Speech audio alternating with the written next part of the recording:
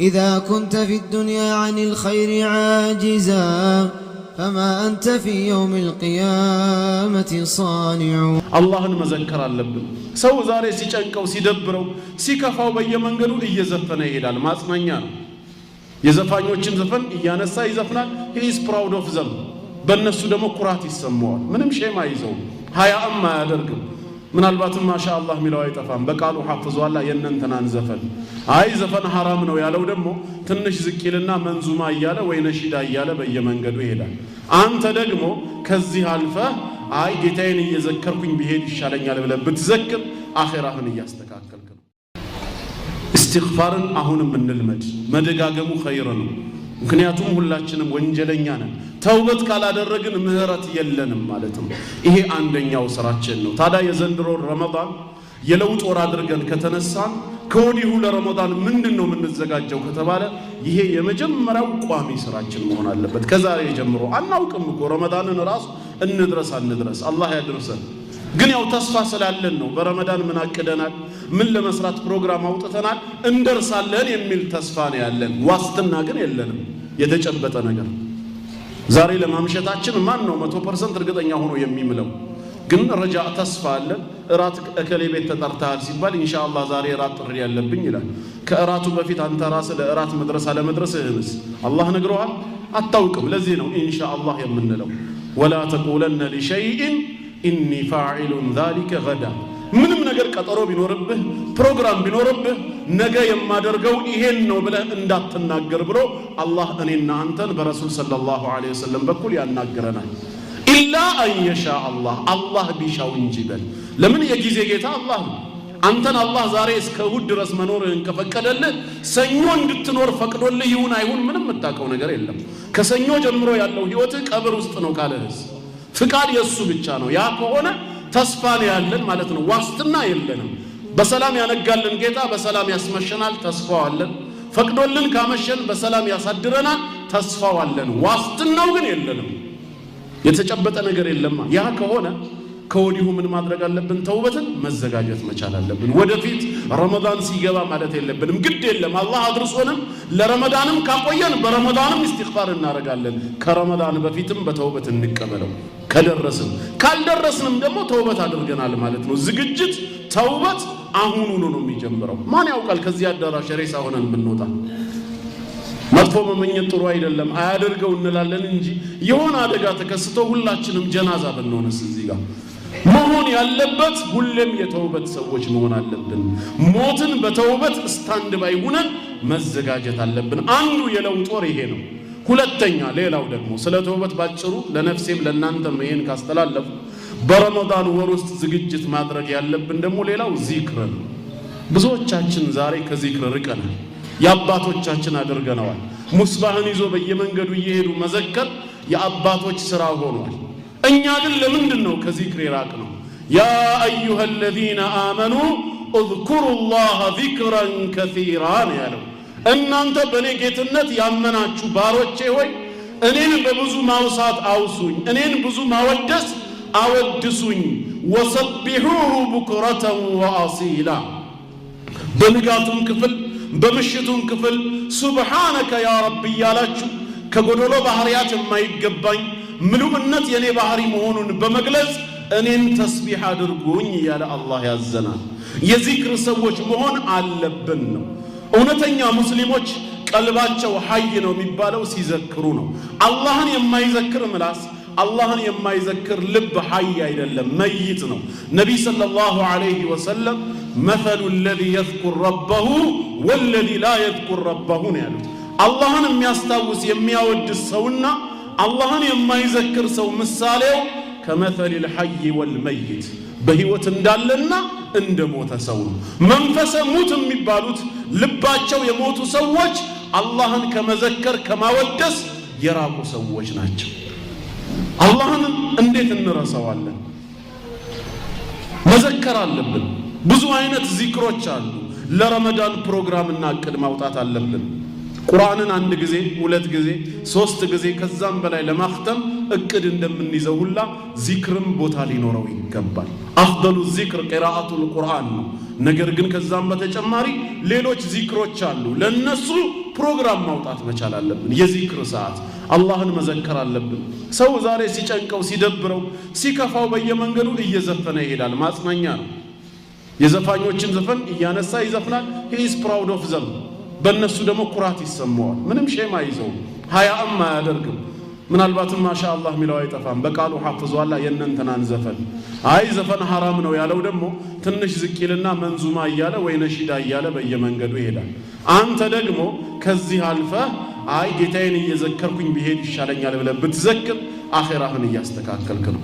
በተለይ አንዳንድ ዚክሮች ለምላስ የቀለሉ አላህ ዘንድ እጅግ የተወደዱ በሚዛን ግን እጅግ ታላላቅ የሆኑ አሉ። ረሱል ሰለላሁ ዐለይሂ ወሰለም ከሊመታኒ ይላሉ፣ ሁለት ቃል ብቻ ናቸው ይላሉ።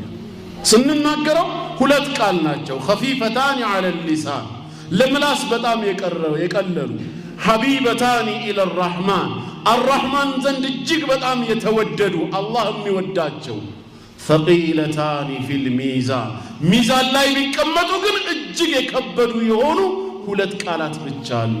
ሱብሃነላሂ ወቢሐምዲሂ ሱብሃነላሂል ዐዚም። ከሶስት ሰከንድ አይዘልም። ሱብሃነላሂ ወቢሐምዲሂ ሱብሃነላሂል ዐዚም እያለ ሰውየው አላህን ቢዘክር አላህ ዘንድ የተወደደ ነገር አድርጓል። በሚዛን በጣም ታላቅ የሆነ አጅር አግኝቷል።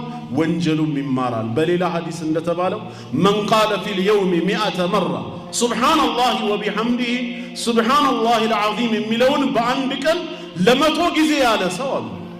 ስንት ሰዓት ነው የሚፈጀው መቶ ጊዜ ለማለት? ስንት ሰዓት ይፈጃል ገምቱ? አይሰማም። 5 ሰዓት 5 ደቂቃ ትክክል። 3 ሰከንድ ከሆነ አንዱ የሚፈጀው በመቶ ካባዛ ነው 300 ሰከንድ ነው። ወደ ደቂቃ ከቀየር ነው ደግሞ ስንት ነው? 1 ደቂቃ 60 ሰከንድ ስለሆነ 300 ሰከንድ 5 ደቂቃ ይሆናል። 5 ደቂቃ ብቻ ምናልባት ከዚህ አዳራሽ ወጥተን ወደ አቆምነው መኪና ወይ ወደ ካፌ ወደ ቤት ስንሄድ 5-10 ደቂቃ ሊሆን ይችላል። ሰውየው ሱብሃነላሂ ወቢሐምዲሂ ሱብሃነላሂል ዐዚም እያለ እየዘከረ ከወጣ ምን ያገኛል አሉ ረሱል ሰለላሁ ዐለይሂ ወሰለም? ሑጠት ዐንሁ ኸጣያ ኃጢአቶቹ ከሱ ላይ ይሰረዛሉ። ወለው ካነት ሚስሉ ዘበዲል ባሕር እንደ ባህር አረፋ የተቆለለ ቢሆን እንኳን እንደ ባህር አረፋ የተቆለለን ኃጢአት 5 ደቂቃ ብቻ ለአላህ በመስጠት ሱብሃነላሂ ወቢሐምዲሂ ሱብሃነላሂል ዐዚም እያልን ስለዘከርነው እንደ ባህር አረፋ የተቆለለው ኃጢአት ይነሳል። ዚክር ጥቅሙ ብዙ ነው። ብዙ አይነት ዚክሮች አሉ። ሱብሃነላህ ወልሐምዱሊላህ ወላ ኢላሃ ኢለላህ ወላሁ አክበር። እነዚህ አራቱ ዚክሮች በየትኛውም ብትጀምር አይጎዳህም ተብሏል። ተርቲብ የለውም። አራቱ ዚክር ብቻ መገኘት ነው። አልሐምዱሊላህ ላ ኢላሃ ኢለላህ ሱብሃነላህ ወላሁ አክበር ብሎ ማለት ይችላል። እነዚህን ዚክር የሚል ሰው አላህ ዘንድ ደረጃው ምን ያህል ከፍ እንደሚል ኃጢአቱ ምን ያህል እንደሚሰረዝ በብዙ ሐዲሶች ተነግሮናል።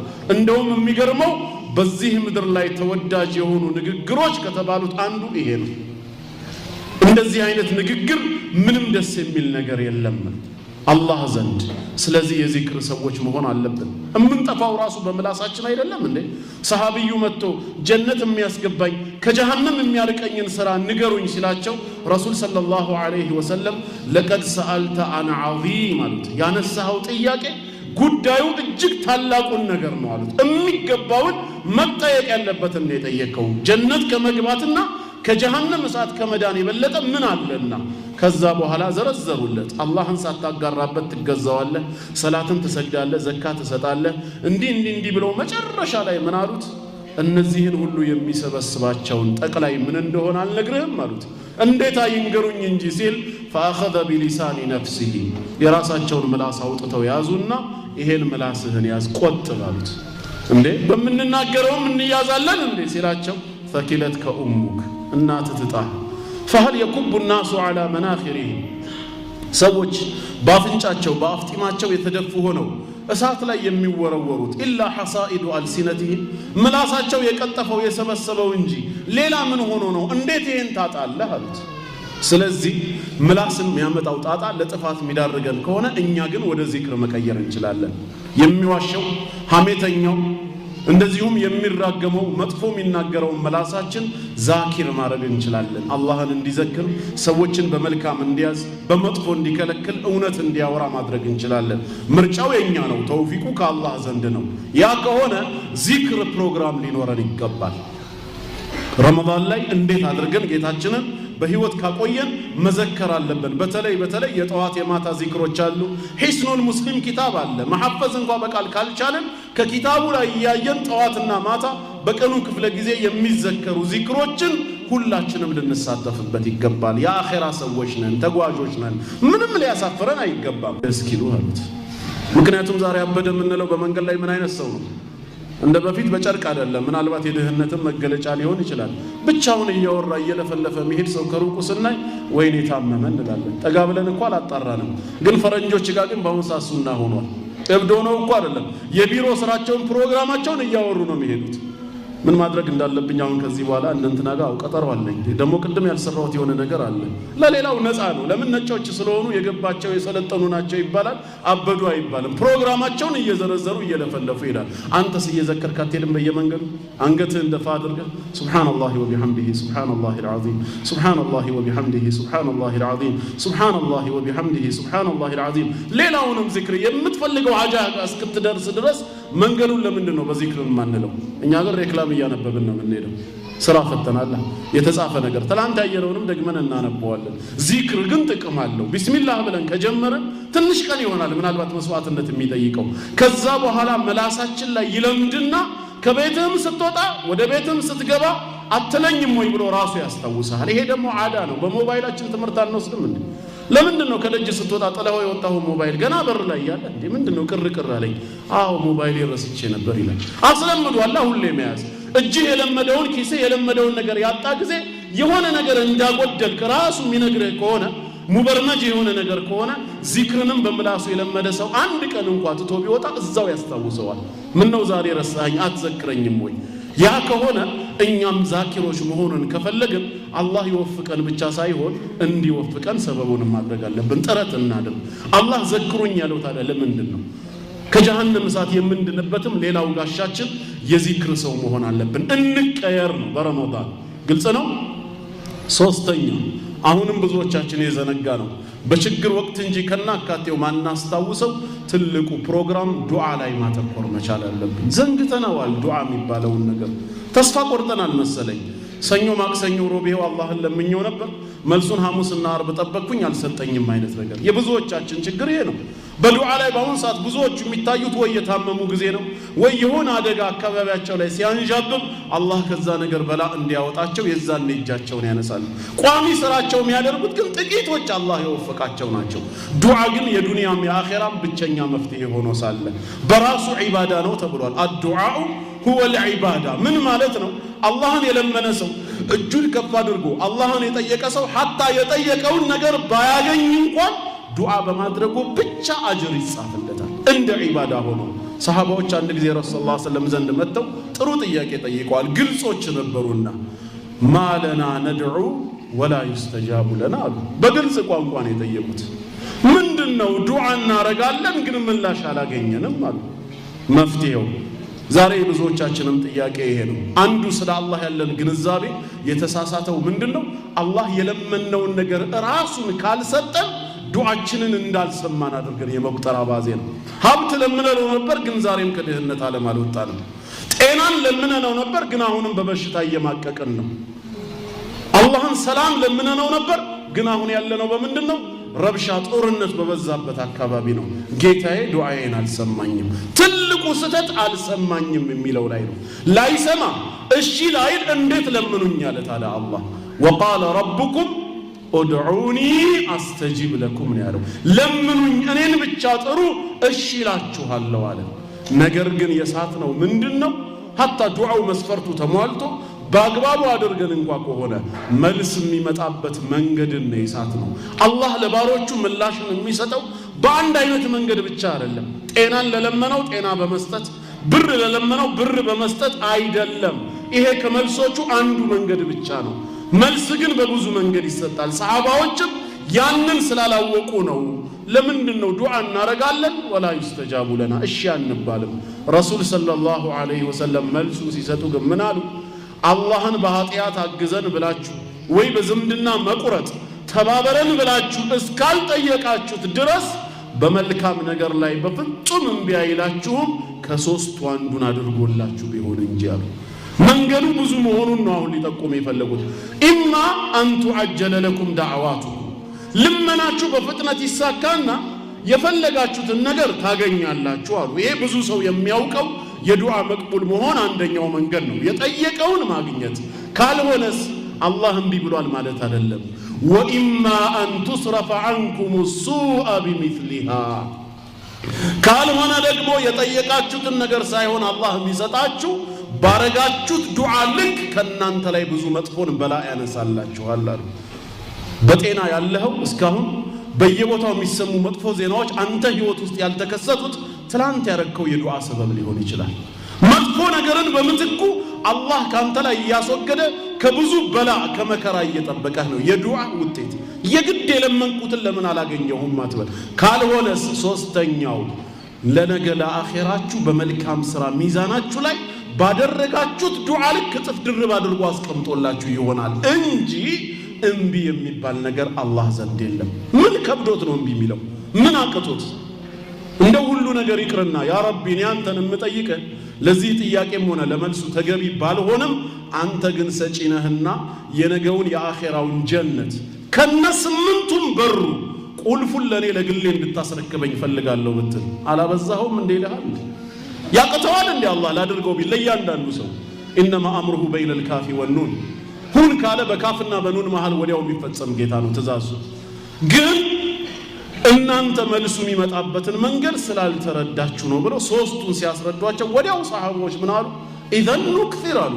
ጉዳዩ እንደዛማ ከሆነ ወይ የምንፈልገውን እናገኛለን፣ ካልሆነ በመትኩ ከብዙ መጥፎ ነገር ልንጠበቅ ነው፣ ካልሆነ በአኺራ እጥፍ ድርብ ሆኖ የዱዓ ውጤት በሐሰናት በመልካም ስራችን ላይ የምናገኘው ከሆነ ለምን አናበዛም ሲሉ ቃለ ፈላሁ አክሰር አብዙዋ አላህም የበለጠ በመመንዳት ከናንተ የበዛ ጌታ ነው። ኢነላህ ላ የመሉ ሐታ ተመሉ እናንተ ራሳችሁ ተሰላችታችሁ በቃን እስክትሉ አላህ የሚሰላች ጌታ አይደለም። ምንም ቢጠየቅ መልሱ አንድ ነው። ሙሳ አለይሂ ሰላም ወደ ፊርዓውን በተላከ ጊዜ ወደ ፊርዓውን የሚላክበት ጉዳይ ስኬታማ እንዲሆን ብዙ ነገር አልነበር እንዴ አላህን የጠየቀው? ሱረቱ ሹዓራ ላይ መሰለኝ ስታነቡት ወደ ታች ጠየቀ። ጌታችን አላህ ግን አጠር ባለ መልኩ መልስ ሰጠው። ቀድ ኡቲተ ሱእለከ ያ ሙሳ ሙሳ ሆይ የጠየቃቸው ሁሉ ተሰጥተዋል ባጭሩ። አላህ አይሰለችም። ሚሊዮን ጥያቄ ብንጠይቀው አበዛንብህ ጌታችን የምንለው አይደለም። ይልቁኑ የሚወደን አምላክ ነው። በየጊዜው ካልተሰላቸን በቀር እሱ የሚሰላች አይደለም። ያ ከሆነ ዱዓ ላይ ለምንድን ነው ማንበረታው? ዛሬ ምንም ችግር የለብንም ማለት ነው። ስለ አህዋላችን፣ ስለ ዱንያችን፣ ስለ ዲናችን፣ ስለ ሀገሪቱ፣ ስለ ቀብር ህይወት፣ ስለ አኺራ፣ ስለ ወንድም እህቶቻችን፣ ስለ ስንት ነገር ዱዓ ያስፈልገናል። ፕሮግራም ማውጣት አለብን። ለነፍስያ ብቻ ሳይሆን ለኡማው። ዛሬ ሙስሊሙ ኡማ በውርደት ላይ ነው ያለው። የበላይነቱን ዒዛ ዋጥቷል። አንድነቱ ተፈረካክሷል። በጀማዓ ተበታትኗል።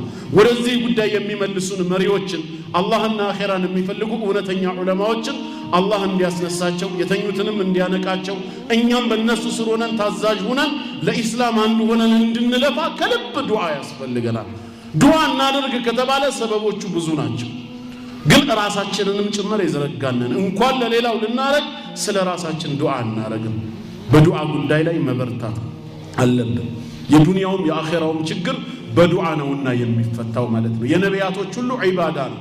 ከዱዓ የቦዘነ ማንም የለም። ይልቁኑ ኢነለዚነ የስተክቢሩነ ዐን ዒባደቲ ነው ያለው። ዱዓ ራሱ ዒባዳ ነውና እኔን ከመለመንም ሆነ ከመገዛት የሚኮሩ ሰዎች ሰየድኹሉነ ጀሀነመ ዳኺሪን ጀሀነምን ተዋራጅ ሆነው በአፍጢማቸው ተደፍተው ይገባሉ ነው ያለው።